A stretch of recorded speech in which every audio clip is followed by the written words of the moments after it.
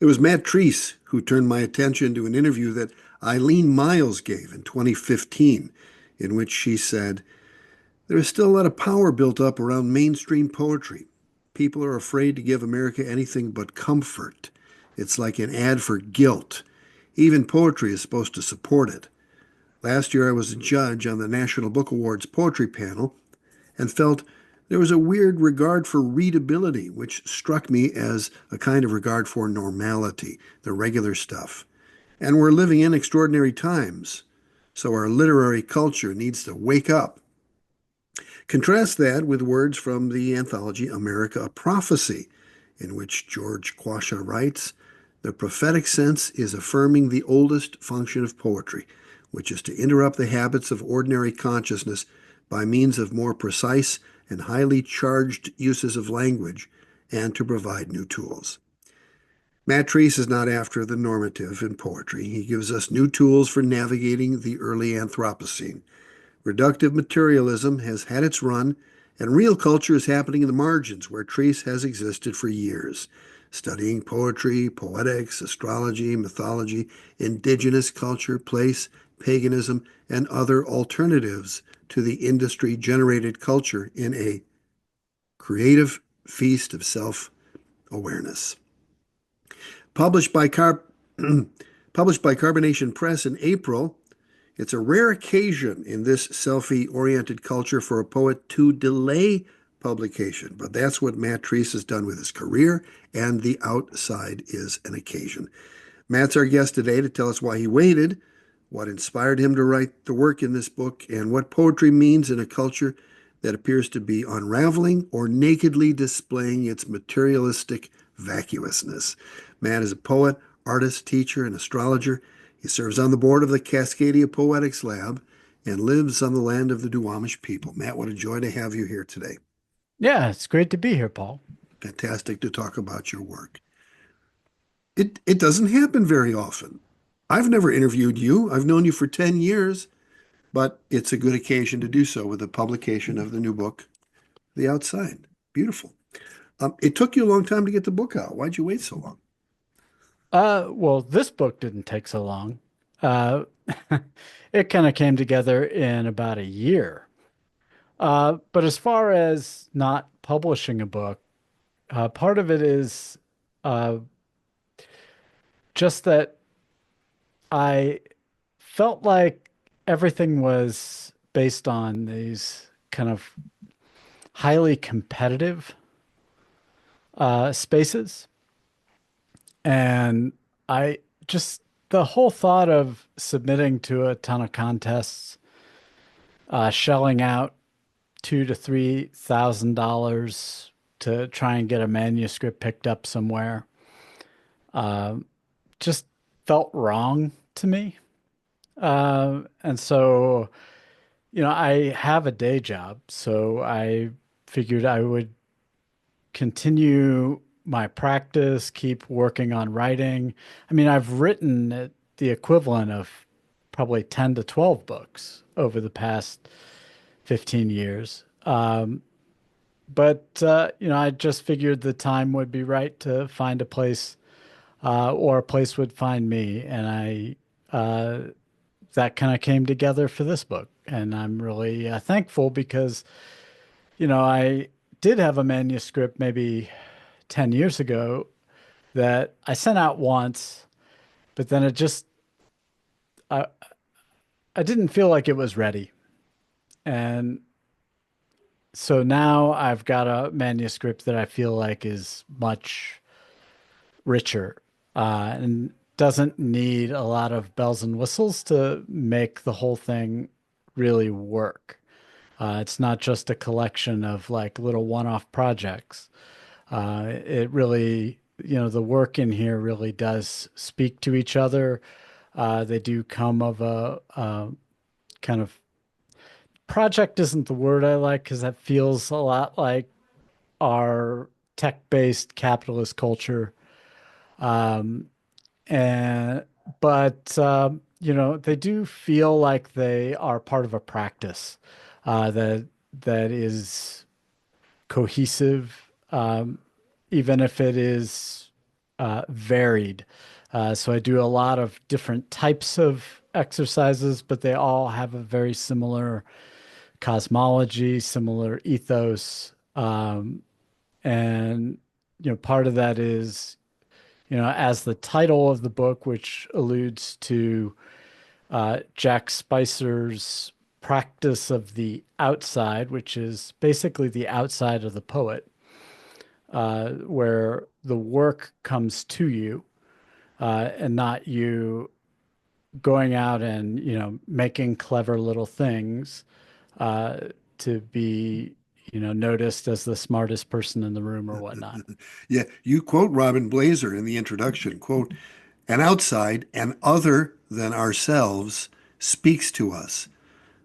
What does that mean to you? It also comes up on page 24 in the book. You say something very similar, as I recall. Um, where did it come from? From me? From outside me? From the world? So talk to us about what you mean by the difference between inside and outside. Well, basically, it's this distinction that, uh, we're kind of acculturated to, that we think of the self as being something that is buried inside this whatever you want to call it, meat suit or vehicle, or um, and that the real self is somewhere else and is separate and different.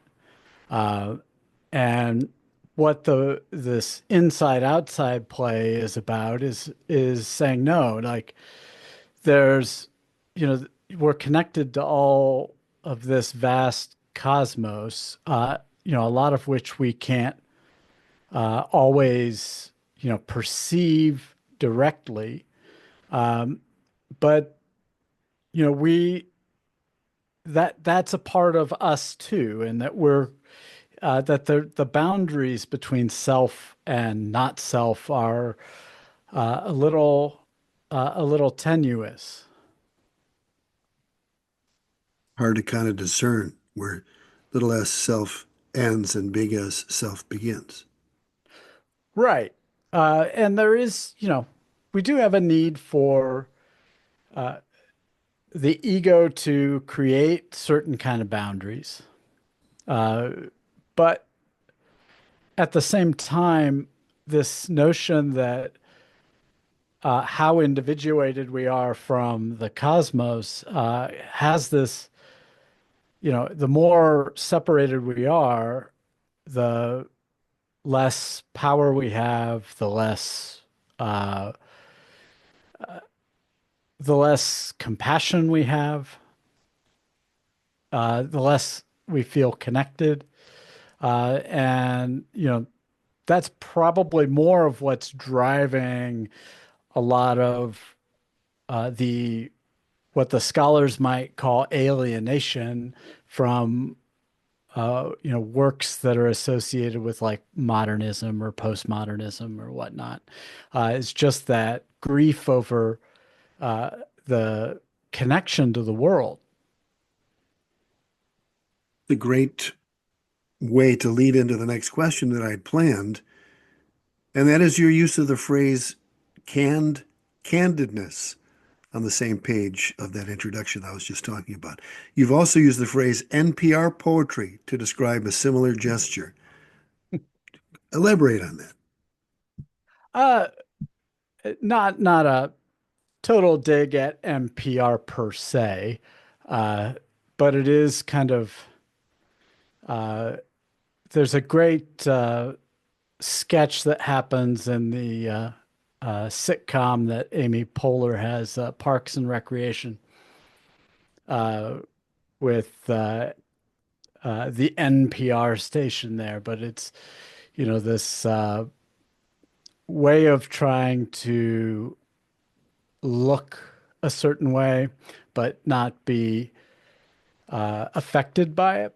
So there, that a lot of what comes across in those spaces tends to be very uh, guarded in a lot of ways, but yet trying to be uh, cutting edge or revolutionary or whatnot. Trying to give the appearance Not of that that. broadcast TV is any better. Actually, broadcast TV can be very much worse Sure.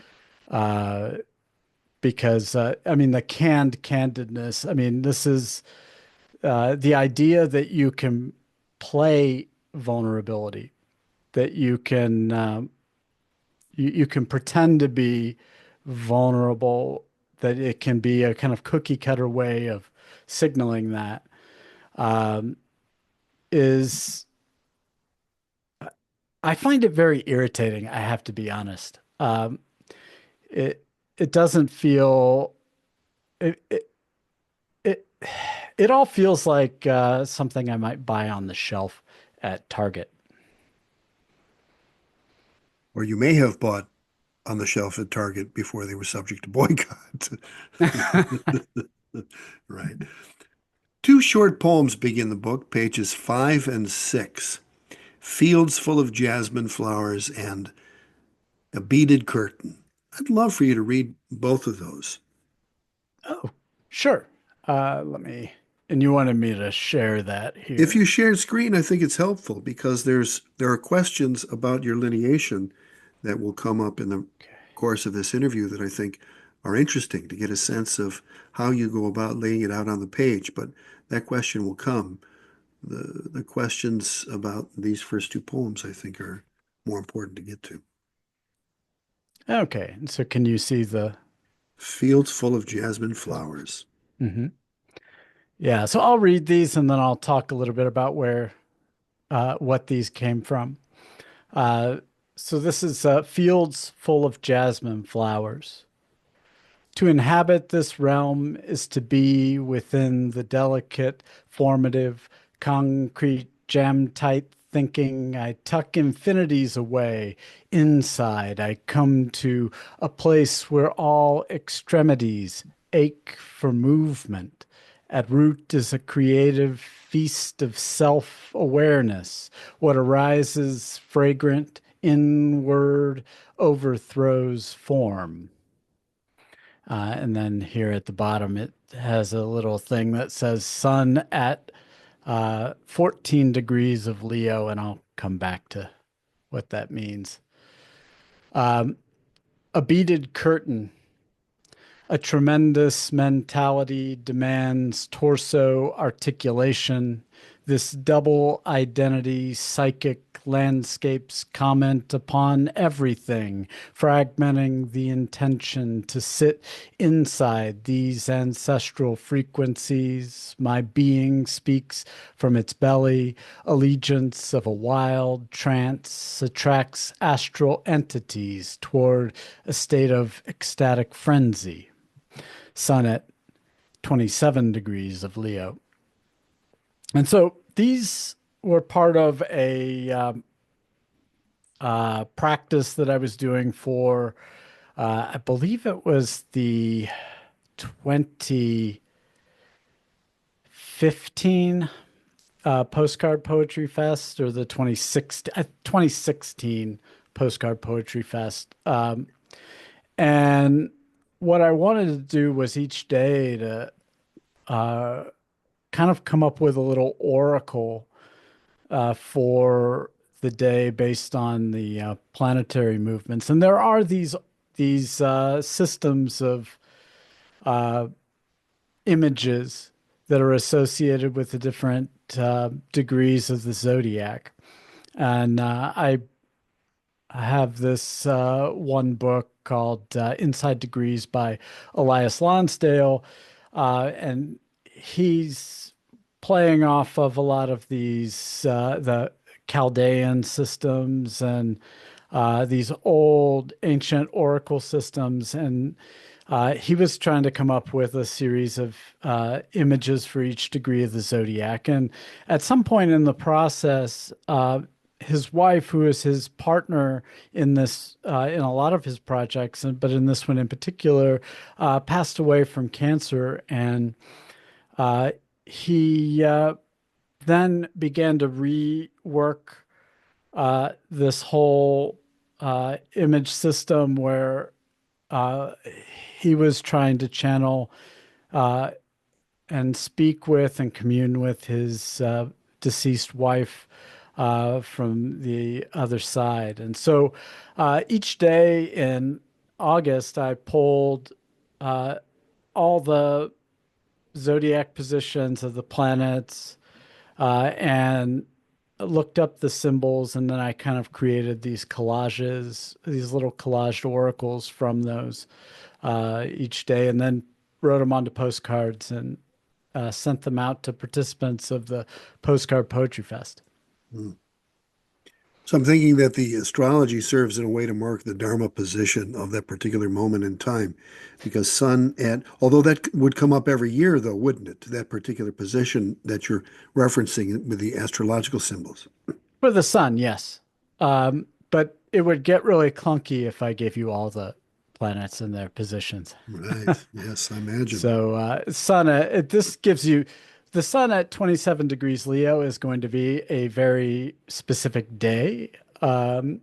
So that's the reason why I went with the sun's placement, because it was, a different way of giving the date for that I was doing the oracle for. Talk about the lineation that you're using here. These poems have curves in them, and that's almost completely throughout the book. There are some variations on that, but lots of curves in that. Why did you choose to lineate that way? Well, part of it had to do with the long poem in the book, The River of the Inside, uh, which when I composed it, when I finished composing it it was probably the spring of last year. And then at that point, it was laid out in uh, very these prose blocks that had margins that varied. What I wanted to do was to create uh, an idea of a dredged river. And so a lot of it was, these were prose poems originally. So then I used the lineation I used the margins and word to create uh, lineation.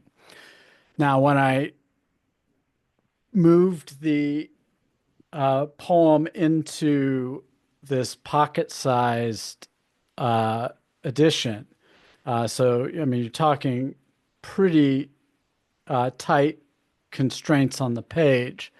Um, in order to be able to make it readable in terms of the form that I'd had, uh, I either had to shrink the font down to like smaller than 8 points, which I think most people would be very glad I didn't do that. But is either that or something had to give, or things had to break into the actual lineation. And so as I started doing that, I started playing with the visuality and then the idea of the river's edge, the shoreline of the river kind of came through. And then once I did that with that poem, it started to bleed into all of the pieces in the book because I felt like it really pushed the everything into this more visual presentation, which uh, to me harkens a lot back to the concrete poetry, Apollinaire, and these ideas that the shape of the poem on the page also has some kind of a hieroglyphic type transmission to it as well, and I liked that. But I also, probably the earliest poems I ever read as a kid were Shel Silverstein, where the sidewalk ends, and he plays with like all these kind of winding, curving lines and images, and uh, as kids, you gravitate towards that sense of uh, of movement. But then, you start learning to write poetry later, and as an adult, and you're told to shift things into these left justified little boxes that all the poems tend to look like each other. I think they called that NPR compliant. Well, it's compliant to something, Exactly, it is. English department compliant or something. Yeah. I, But yeah, I remember being in a class once with one student who got really frustrated with the left alignment and people getting irritated with center aligned poems or as though those were more amateurish. Um, but then you read Michael McClure and you start to gain a real appreciation for uh, the ability of the poem to do lots of different things on the page. Um, and he particularly goes with that center alignment to throw off a lot of the, I think you've used the term before too, lawnmower poetry or, yeah. um, so you're cutting across to the end of the line and then Joanne going Kiger, back. Joanne Kiger's likened that kind of lineation to looking like soldiers in formation. So, Mm, kind of an yep. aggressive stance, I should say. Your 2024 day song, In the Belly, a huge part of this book, was written on Imbolc, February 1, 2024, dedicated to Bernadette Mayer. I'd love for you to talk about the day song process, about the inspiration you derive from Bernadette and from Imbolc itself. Yeah. Well, uh, the New York school poets were pretty formative for me when I started writing poetry. At first, like I, you know, I would write in like sonnets and villanelles and things like that. Uh, but then, I came upon some of these poets like Ted Berrigan, Alice Notley, and Bernadette Mayer, who are doing these really interesting, playful kind of experiments that push the language and the images away from the predictable. And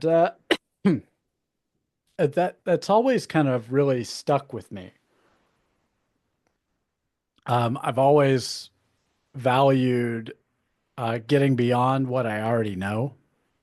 I want, as a reader of my own work, I want my own poems to keep teaching me things. And by and large, as I've been practicing these kind of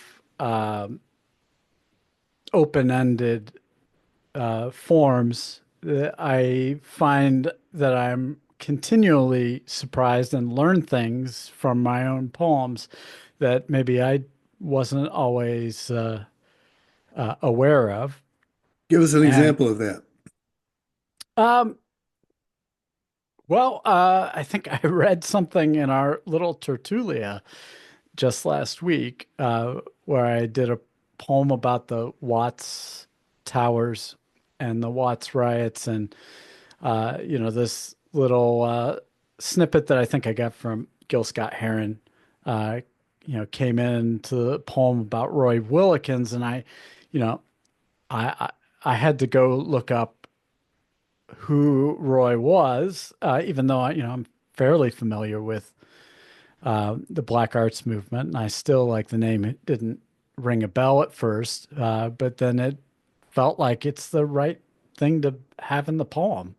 Uh, and it really taught me, a little bit more about what's going on here, what's going on in the piece. So that's it's those kind of things where there's something that is not a part of my uh, conscious memory uh, that can come in and kind of push the poem into a new register because it's not what I had planned on.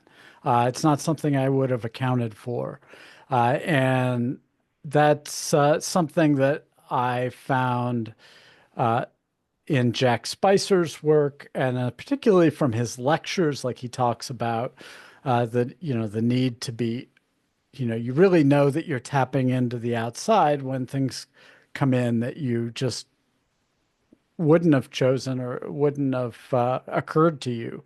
And so that's always a clue to me when I'm writing a poem that when something comes in, whether it's a new way to pronounce a word or just some word that I really wouldn't use, or an image that I wouldn't use, or a reference to something like Roy Wilkins that I might not have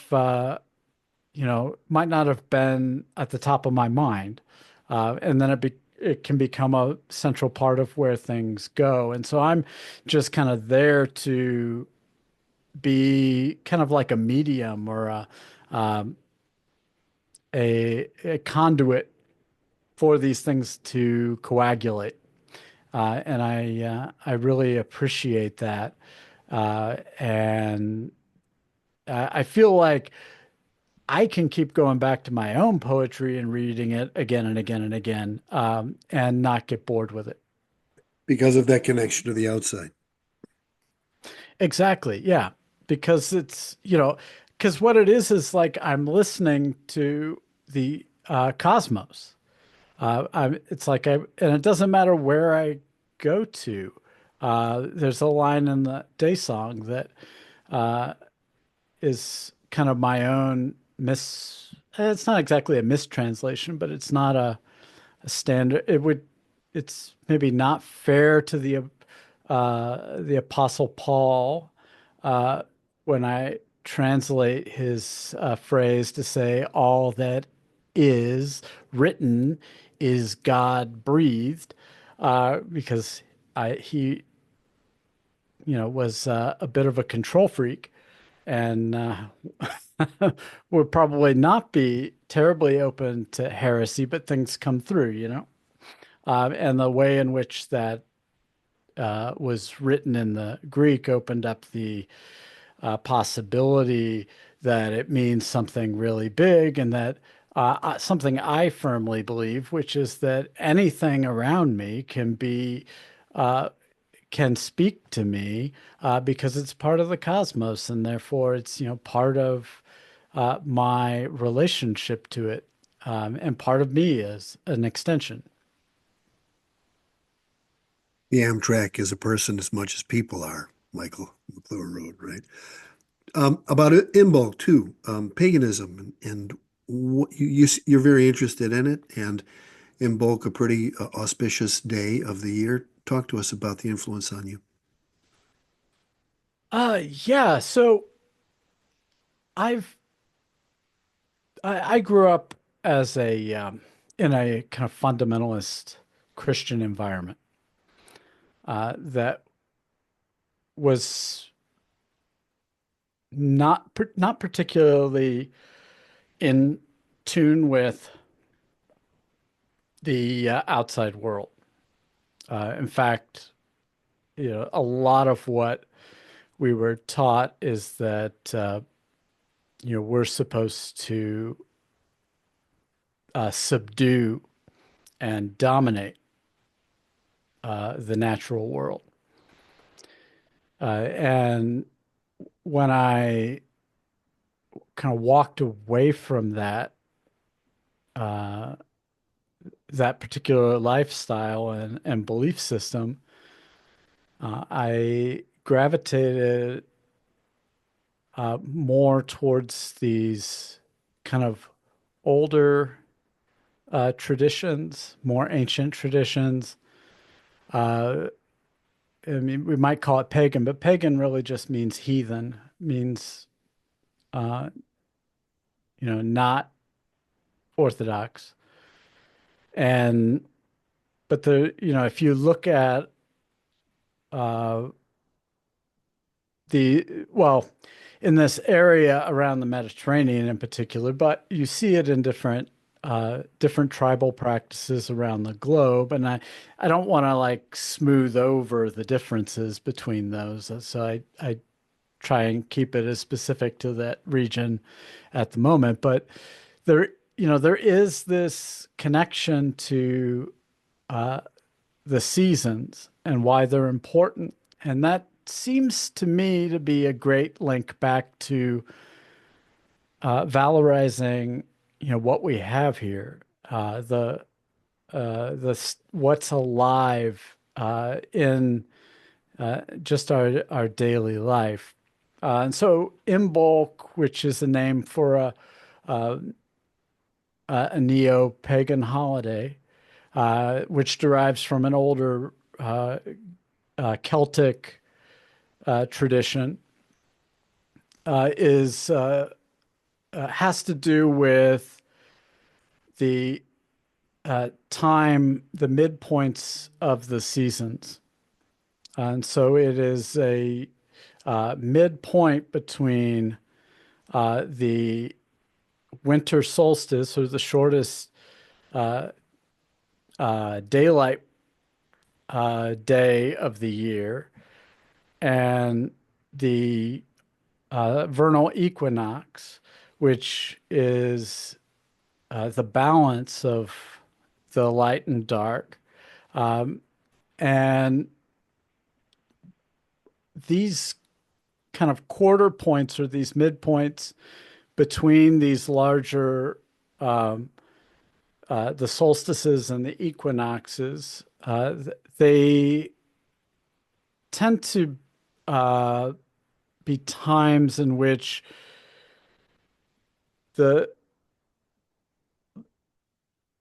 boundary between the living and the dead is kind of permeable. And so there's a lot of ritual and practice around, uh, investigating that, or ritually reenacting that, or a reminder that uh, that death is part of the cycle of living, and that there's a mystery in that, and it's also part of how we're connected and to the natural world. As far as I know, no one's found a way to avoid dying and decomposing.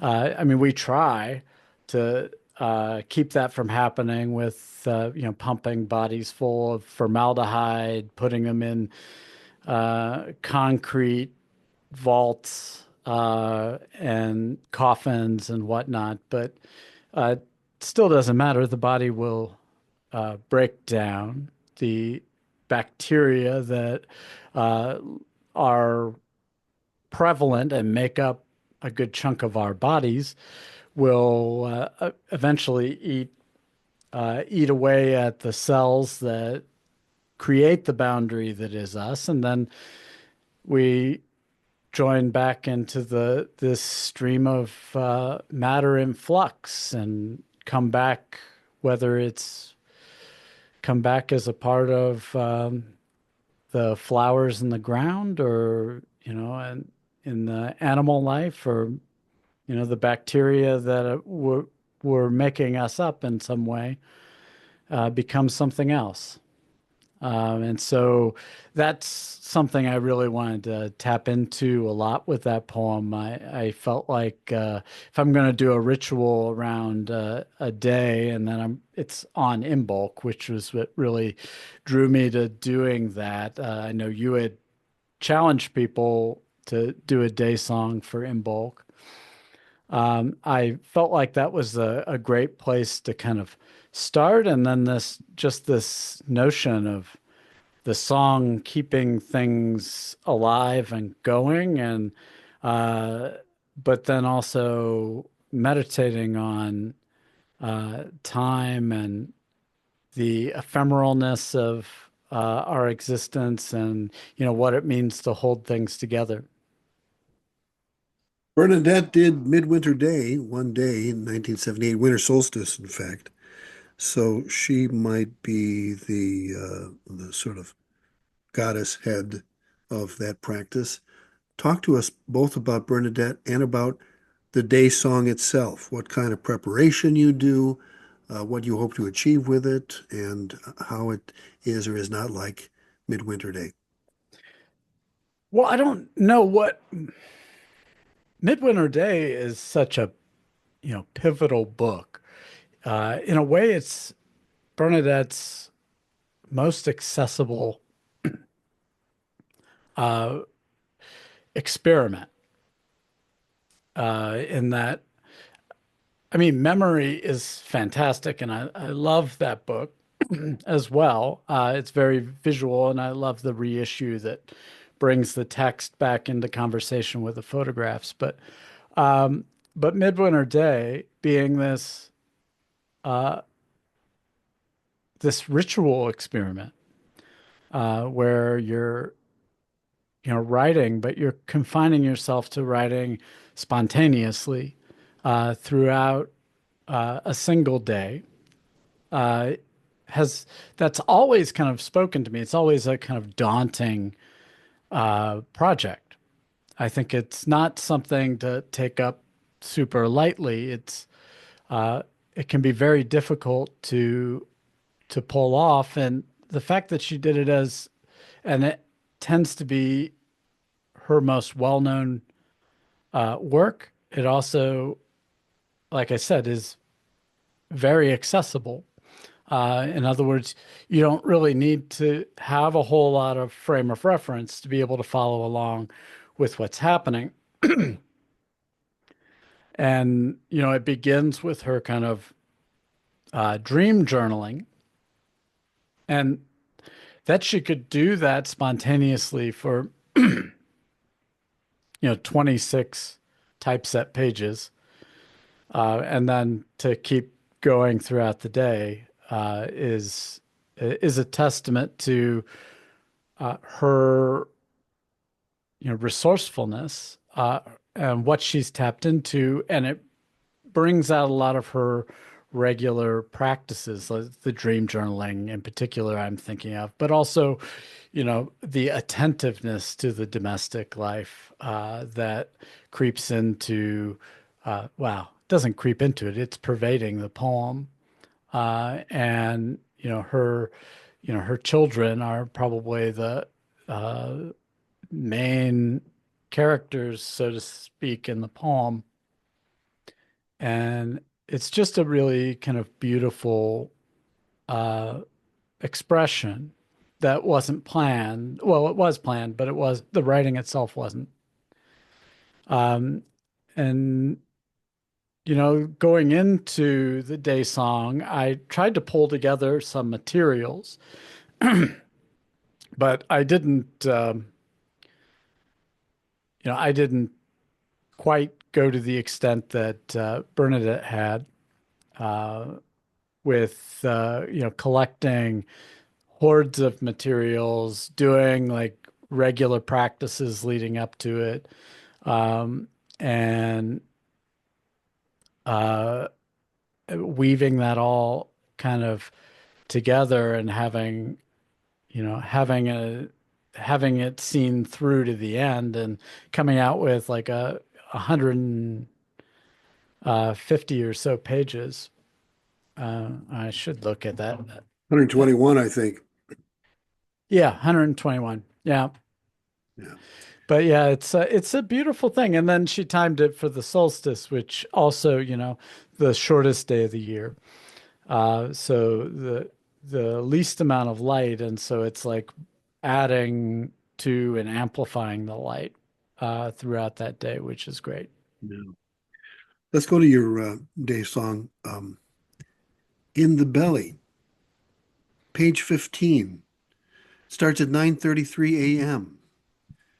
And if you could share a screen on that, that'd be awesome. Okay. And how far do you just want me to read the I one think I section think here? the one page. Well, yeah, that's one section. It's because the next page is timed. So I assume this was just one hunk of the experience. Yeah. As I was writing this, uh, what I wanted to do was to write for as much as I could at any given point, and then where things might naturally lead to an ending of a poem, I would let them do that, and then I would figure out where that goes into a next iteration. So I might grab a text that started popping up in my head as I was writing, and then kind of go on from there. Um, and so you'll see breaks in the day song that are time stamped, and that's something I think I also picked up from you, Paul, in your day song practices where you've got the time stamps kind of separating out where you are writing and picking things back up again. In some ways, this also then makes it, as a practice, something that's maybe a little less daunting. I mean, the idea of like just continually writing and doing a kind of automatic writing process all day long seems a bit much, uh, a lot of energy to hold on to. You get potty So, breaks. yeah, so you got to have bio breaks and lunch break, and well, you just need you need to give some silence to the mind a little bit too. So there's a rhythm that's going on, and letting that rhythm continue the song, the serial iterations throughout the day, I think really is helpful. And then, I hit the sunset, and I wasn't exactly sure if I was going to stop there or not. I know Bernadette goes for like 24 hours, uh, but I felt like when I was touching in on that last section, it kind of felt like this is just where it ends. Um, so that's kind of the framework I was going with, and so I tried to keep the rhythm, pick it up, get it going, not take too long of a break, hop back in, uh, keep the song alive in the mind. So this is kind of uh, midway in the morning, 9:33 a.m. Today is Imbolc in the Gregorian rhythm, that beat of Roman time, slightly slower than the empire beat, that totalitarian edict that devoured sun and moon to create a uniformity we are still under the spell of, quantity. We measure days with gears and years with tables. Before Caesar, time was counted an interrelation of the lunar cycle and the solar cycle, so that time was made by the relationships of Earth to moon, to sun, to the fixed stars. Since the first century, we've slowly been forgetting the role of the moon with its slightly asynchronous beat with the sun, its rhythm that gives us our sense of a day, a sense of relativity and time, how it all unfolds with slight variations, improvisations, enough of a gap for us to fill to escape the perfect circularity of fate.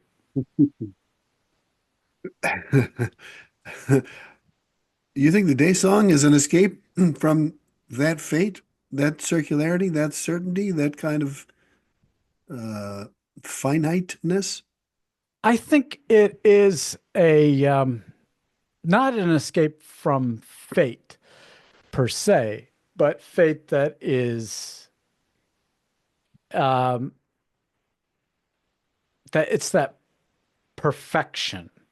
So one of the things that I try to preserve in a lot of my writing is the rawness of it, uh, trying to not over perfect a poem. I know when I was in writing workshops, I've been given the story numerous times of Elizabeth Bishop putting a poem on the fridge and then editing it for 6 months And to me, that always, I mean, not a dig at Elizabeth Bishop per se, but uh, that idea that's been, communicated to me is that editing and polishing and, making the poem perfect is the point of writing poetry. But to me, it's like, well, no, that's actually, to me, that really guts the life of the poem when it gets too clever.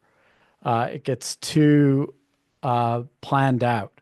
I get I don't mind an overarching metaphor per se, but that metaphor needs to transform things. If it's just, some uh, if a poem is just a single simile, uh, then it's uh, just feels like a cheap comparison a lot of the time, and I'm never really fond of that. And so I want the poem, and I one of the things I'm trying to get at with here is that the relationality of place like gives us a sense of agency even within the limitations that we have and the kind of you might think of it as uh, fate. Uh, we I'm try as I might, I'm not going to be any taller than 6 feet tall or 5'10". Um, if I wanted to be 6'1", it's just not going to happen unless I went and had some kind of surgery that would probably really hack up my body. There's no point in fighting that kind of those kind of limitations.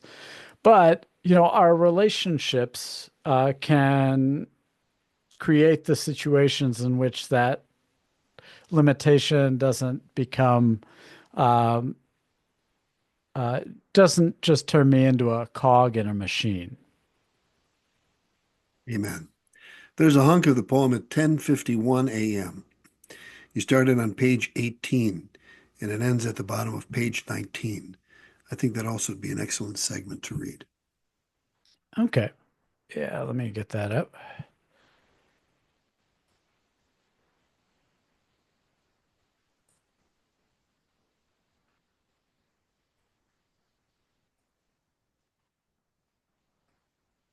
Okay. 10:51 a.m. I did not begin with an end in mind. I am turning this mind wheel of words like a mantra. Sa ta na ma. Birth, life, death, rebirth. Thought flowing like a stream to the rhythm, its energy. There is a local story the Duwamish tell of Southwind, whose people were starved by Northwind, who dammed the Duwamish River with an ice weir, trapping the salmon. Southwind, a baby at the time, was raised by the Northwind people, knew nothing of the death of his people, until one day, as a young man, he met his grandmother, who told him all about what happened. Together they flooded the river valley with tears and rainwater and felled trees, and they broke the weir and chased off the north wind. A couple years back, I steered a kayak over the stone remnants believed to be of that damned weir and felt the tears of Southwind and his grandmother that broke the spell of ice and separation. In a moment, I felt that wheel turning me, releasing the grief over my own people, still a mystery to me from centuries of migrations, of imperial assimilation, erased by the cold wind of empire and science and the myriad attempts to dam up the natural world with standardized time, supply chains, and rows and rows of repeatable little boxes we stuff our brains and bodies into. Yeah, tell us how you really think, Matt. Tell us about the kayak experience that you had. I mean, I'd like for you to go back to that moment where you were kayaking over that and what happened? I mean, we get a sense from the poem, but I'd love it if you gave us a little more background on that. Yeah, so my partner and I went on a kayak tour of the Duwamish Gardens revitalization project. So, for those who aren't haven't been to the Seattle area, the Duwamish River uh, is the main, river artery that the city rests on. It connects uh, between the Green and Black River and Lake Washington. It connects all that to the Sound, and was kind of the main campgrounds or tribal grounds for the Duwamish people uh, who were part of that. And the name Duwamish, of course, means of the inside, people of the inside, and the river then being a river of the inside. And what that entails is the kind of nature of the river, which at the source of the Sound or the Salish Sea would meander quite a bit before from the kind of main channel of the river to the Sound. And what happened is, as settlements came in and the city was built up, they dredged all of that out because you can't really run a ship through there. Um, and so there's that whole poem, River of the Inside, kind of comes out of that. But a lot of industry built up along the river once you could get ships coming through, and you have a lot of uh, toxic runoff into the river, and it became a, uh, a cesspool in a lot of ways, to the point that the courts, forced Boeing and some other industries in the area to have to do something to clean up the river. And so some of those projects were these revitalization of different stretches of the river. So I was living in Sequilla at the time, and there's uh, there were a number of projects there along the river where they cleaned things up. They brought in different art projects. They uh, took out a lot of the invasive blackberries and reintroduced a number of the plants that were, native to that space. Um, and so we went on a tour of that, and uh, we were just kind of gliding over this one area where the weir is. You don't really see it. It's kind of uh, underwater, except when the tide gets really low. You might, if the river water level goes down enough, you can sort of see uh, the weir just beneath the surface. Um, but it was basically a place for the tribe to trap the salmon and catch salmon for the tribe. But they going over that was somewhat palpable, and it just like really, uh, I felt a strong kind of shift for me, and it really pushed me to uh, want to tap into and listen to the river. And so that began that project that became the River of the Inside. I believe near that spot, Susan Point has some public art, Mhm. Northwind Fishing Weir, and I think that was supported by Four Culture. Let me see if I could pull up. So that is it's near that spot, yes? Uh, yes, though our perspective would not have been able to see too Right. much of this. at it's basically the weir is just there's a bridge that goes over the area, and so it's just to the North. north of that bridge, which I think is Maple or the West Valley Highway. Hmm. Interesting. You create these hyphenations and broken up words, like on page 37, forward, FORE hyphen WORD, and then page 48, remainder. You have REM and then A in parentheses, and then IN, and then DER.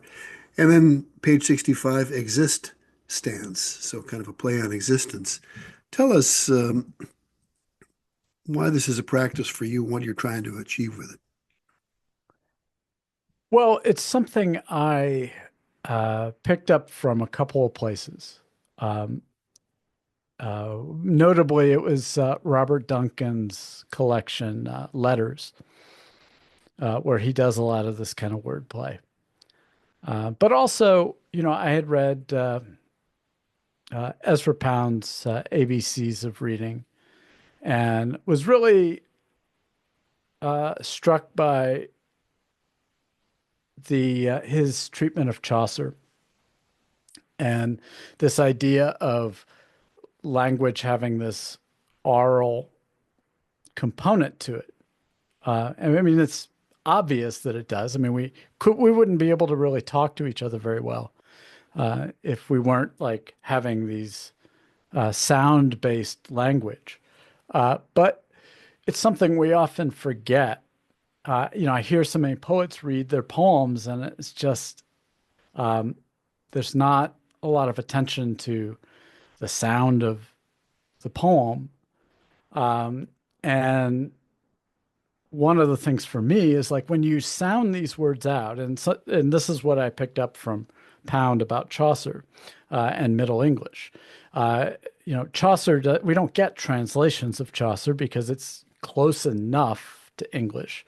But how do you make sense of it? Well, you have to sound it out. And when you do, you start to hear things in these words. And in particular, English is made up of this mashup of French and German and some of these older, more tribal languages from the Celtic peoples around the British Isles. And those there's a lot there with happening with compounding words, and it's really kind of the heart of the my favorite metaphoric device in English, which is the kenning, where things you don't just like make a comparison, the things kind of come together and become these symbiotic entities. And so I love that part about the English language, that a lot of our words are made up of all these other words. And so when you sound them out, you can get all these different takes uh, on the word itself. And yeah, so like instead of, well, meandering, you might get me enduring, which I use in the river of the inside kind of early on. And it gets at the kind of double meaning that's happening within the poem that the continued movement is really what is a proof of an aliveness. It's what keeps things going. So, and you might think of the meander is if you think of like the labyrinth as depicted in a line, we see this in a lot of primitive art. And so, a lot of it that's connected to these practices of uh, embracing the transubstantiation, where the dead become alive in another form. Speaking of the dead, Michael McClure is gone with us now, gone from us for 5 years, May 4th, 2020. And multiple uses of beast language in the book, page 55. Hi, your roar, thy grar is another one. Page 60, there is gr,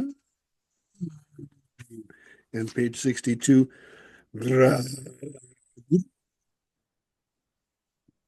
Fun just to say those things. Mhm. I don't have the guts to put a lot of beast language in my poems because that's so Michael and a language that he invented in the early 60s, perhaps influenced by Chaucer, perhaps influenced by doing Latihan once or twice and having the liberty to make whatever sounds his the divine life force demanded of him to use Suwid language. Why are you putting it in your work? Well, in that poem in particular, uh, so that the river of the inside, as I mentioned, it did sort of spark at the kayaking incident, but I had been doing a series of these divined poems that kind of followed along with Dante's Inferno. Part of it was I was writing for this Saturn-Pluto conjunction that happened in January of 2020. And so I was gathering a lot of material and trying to, and then trying to figure out how to create some boundaries within which to work or some constraints. I landed on Dante's Divine Comedy, and so I was using a lot of the cantos from that to help, like, give a momentum to the seriality.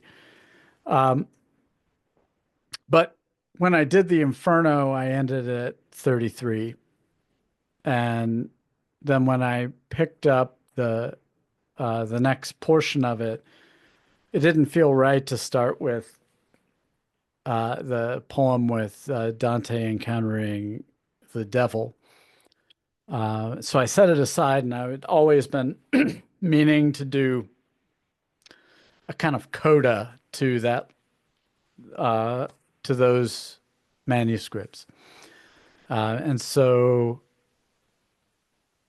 when I wanted to do this thing with the Duwamish River, I wanted to be tapping in and listening to ancestors and guides, and I felt like Dante's channeling of Virgil uh, gave me um, a way in.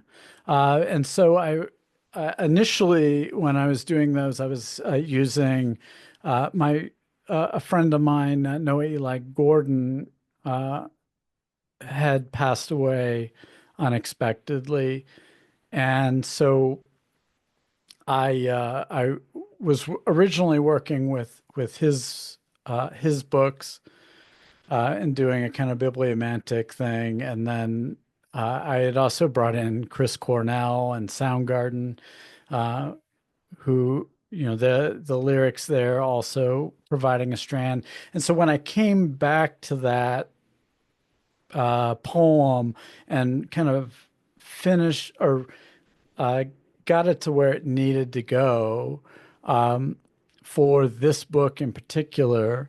Um, I went and grabbed a lot of folks that had passed in during the pandemic, and so I grabbed Michael's Ghost Tantras, and I think Lynn Haginian's My Life is another one that I was kind of using, and then I brought Noah back in as well. But there were a number of books by poets who had just passed recently that are in there. There's some that aren't dead that are in there too, but for the most part, I was looking for these kind of Virgil like guides. And so Michael was one of those and comes in. And it felt like that there it wasn't like just aping the beast language. It was really integral to what the wildness of the river and kind of speaking in that sense. Fantastic. Could you read the section of that poem starts down on page 69 and ends with the asterisk on page 70? I think that'd be a great hunk to read. Okay.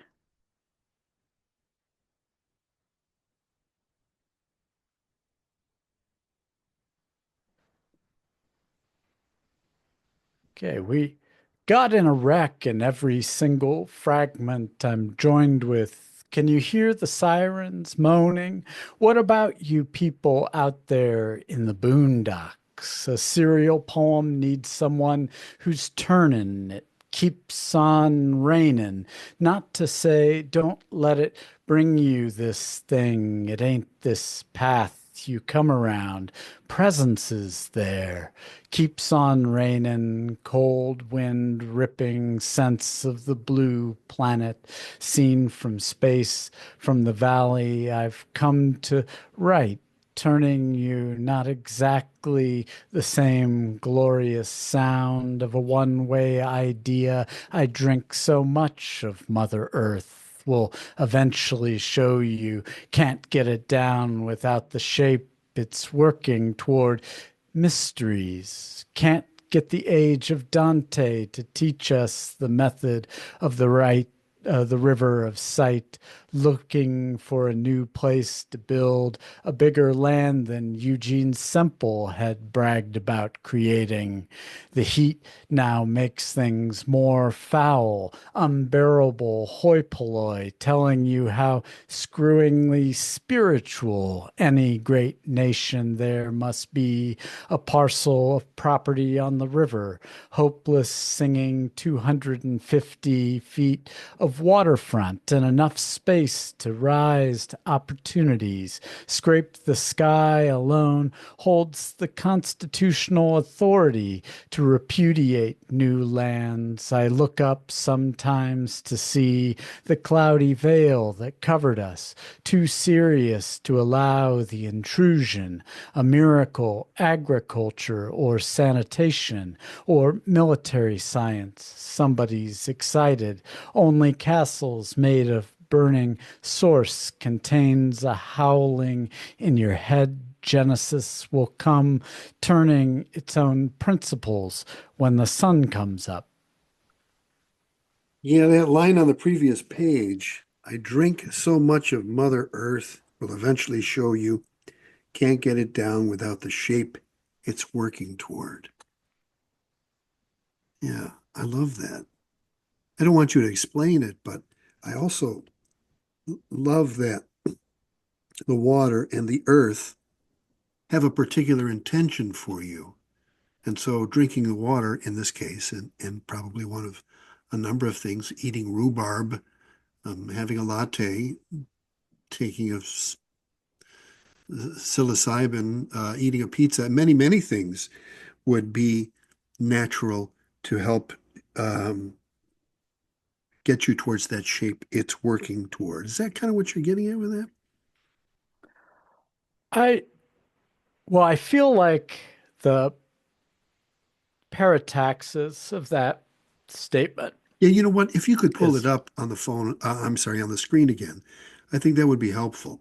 And that's another question I would have for you, this parataxis, this breaking up of syntax.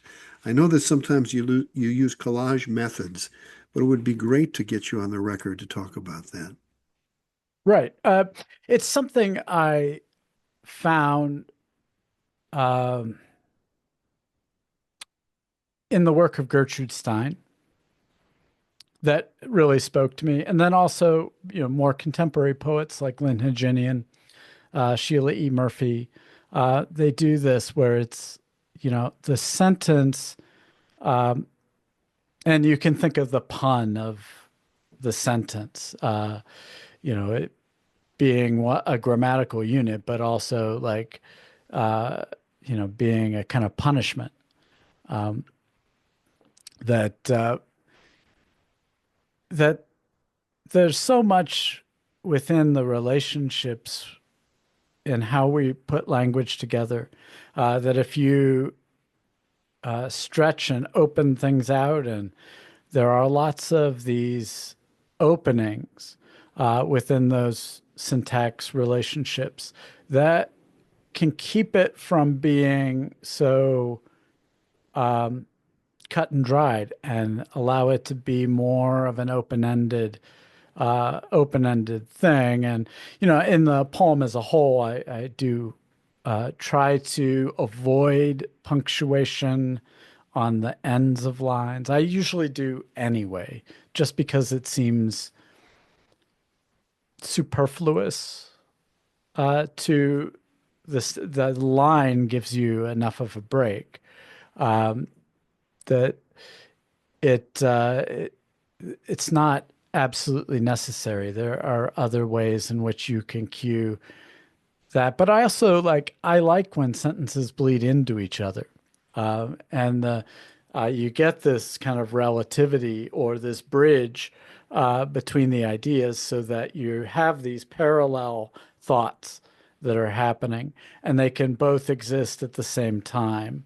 And so, yeah, I don't terribly want to explain this sentence, mostly because I come back to it and get something new every time because of those relationships that are happening there. And because I don't, that punctuation being gone also enables it to have multiple uh, meanings and hold them together at the same time, the same way those word combination words, or the way in which I'll make uh, a new word out of an old word by just changing a letter or adding a hyphen in there or a space. Uh, Sometimes I'll break it up into two words, but you'll hear the one word and see the two words on the page. So, Highlight that uh, again from I drink to working toward. If you could just highlight so we can see on the screen what we're talking about here.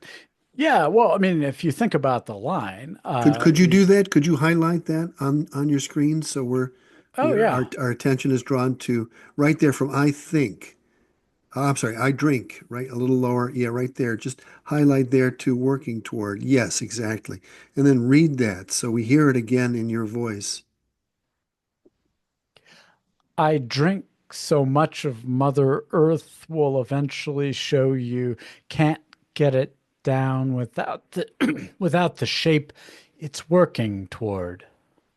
Yeah, so much of Mother Earth, we're expecting so much of Mother Earth comes to your senses or does it, blah, and so much of Mother Earth will eventually show you. Can't get it down. So this parataxis, you have to read it a couple of times and go back to it. And I always think, here's Matt doing collage again. Does it happen that way through collage all the time, or what other methods do you use? Does it just come out of your head that way? Um, well, collage enables that kind of parataxis. But I will say that I've seen people do collage in a way that you wouldn't know it's collage. Um, and I've always felt like that kind of robs it of what's happening. It's kind of coming back and putting it back in a box. It's getting it back to a prepackaged thing. It's like hamburger helper for poetry. And then the source stuff becomes just, ingredients. And I'm not a fan. You need the preservative then Uh-huh, to uh-huh. hold it together. And I much prefer it when the music is there. And yeah, the meaning, you have to work for it. But it's not a singular meaning too. That's the thing I think trips people up a lot of the time, is that with this kind of writing, that they'll encounter it and expect that there's a single meaning. And it's like, Well, no. I mean, I was composing these bibliomantically. So there is a practice that's going beyond just the collage. The collage is there. And I primarily like anything I'm writing is going to be some kind of collage just because it works well that way. Although the day song, uh, maybe not as much of a practice, but here with this poem, yes. And almost anything I write, I'm going to work with collage. But here it's bibliomantic. So what I mean by that is this is an older system of divination. It's related to like reading tea leaves or reading the runes or the tarot is maybe a little bit later, uh, and then uh, bibliomancy is something that came out after people started writing, of course, uh, but they would take something like the Aeneid or the Bible or whatever is the kind of sacred text, and then let the book fall where it may, and then land on a particular, uh, let the finger just kind of land on a line, and then that becomes kind of the voice of God or the cosmos or whatnot, a way of it speaking to you. And so, yeah, I worked with that in this practice, and I would lay out. I had a number of stacks of books, and then each stack had a tarot card uh, associated with it, and I would shuffle those and pull one and pick it up, take the line, and it would fit right into the next. I would figure out based on what the sound and the image of the line preceding it in the poem, like what where it would kind of juxtapose against that, and so I would run with those There's so that way. there's so many phrases in the book that I could cite and use and ask you to elaborate on, but we're out of time. And going back to I drink so much of Mother Earth will eventually show you can't get it down without the shape it's working toward. And I combine that with something earlier in the book, which I quoted in the introduction that I wrote, a creative feast of self-awareness. So, what kind of self-awareness has poetry been working toward in your life?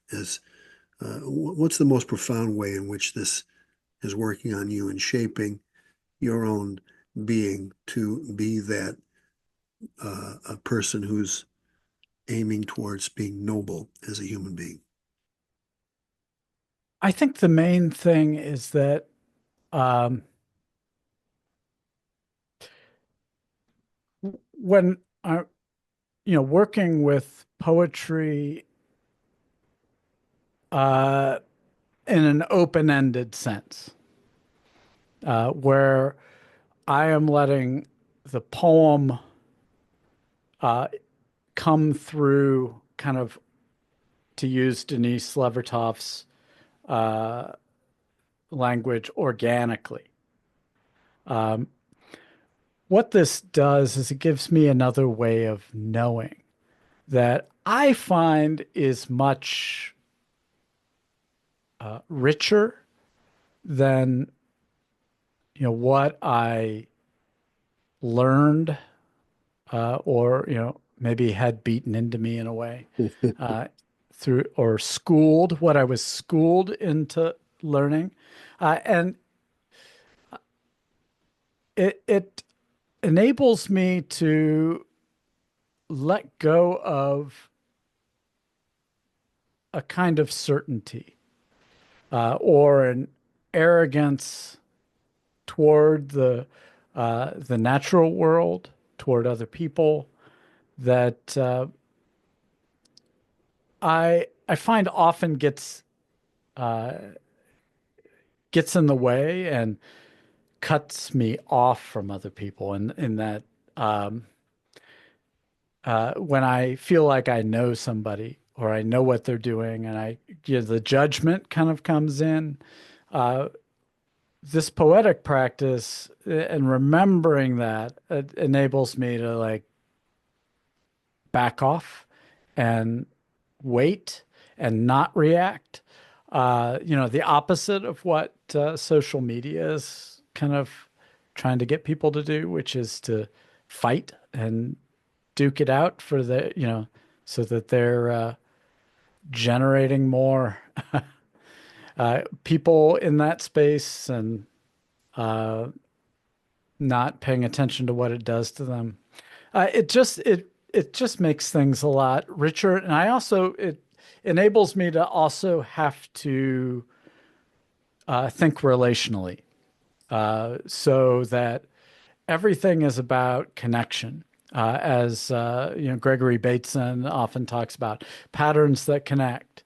That I have, I can't hold on to any kind of one absolute truth, but I can try to figure out, what other people, where they're coming from, what the context is, and it it enables me to, be more present to what's really going on. Not that it there's any kind of perfection of that, but I do feel like the poetry has taught me a lot about how to, be a sympathetic and symbiotic uh, being in relationship to people, to the beings around me, and whatnot. Man, it's a real joy to have this experience with you and to be your friend and to watch your work develop. And I'm so excited about this. I wish you enormous success with this, and I hope there's much more where this comes from. Thank you for being my guest, and thank you for the outside. Oh yeah, well, thank you, Paul. I appreciate everything that you're doing in this space, and I mean, obviously, I wouldn't have spent the last 8 years, working on the board, but yeah, I do really value the thinking in terms of uh, the natural relationships of water and people and uh, species and whatnot, as opposed to these overarching judgmental ideas about how the world should work. The book is The Outside, published by Carbonation Press, run by Greg Behm in Spokane, and our guest has been Matt Trease.